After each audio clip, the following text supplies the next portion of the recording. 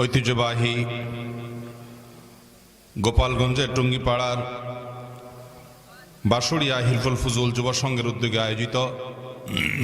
আজকের এই নবম ওয়াজ মাহফিলের সম্মানিত সভাপতি, অত্র এলাকার স্বনামধন্য এবং বয়োজ্যেষ্ঠ আলেমে দ্বীন, উপস্থিত ওয়াজিবে সাদ ইহতেরাম,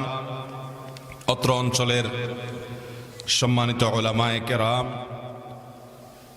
এবং দূর দূরান্ত থেকে আগত আমার প্রাণপ্রিয় দিনদরদি ভাইয়েরা ও পর্দারের মা বোনেরা, গোপালগঞ্জে ওয়াজ মাহফিল হিসেবে কোনো আয়োজন এই প্রথম নয়, বরং এর আগেও আমি একবার এসেছিলাম। এটা সম্ভবত দ্বিতীয় প্রোগ্রাম।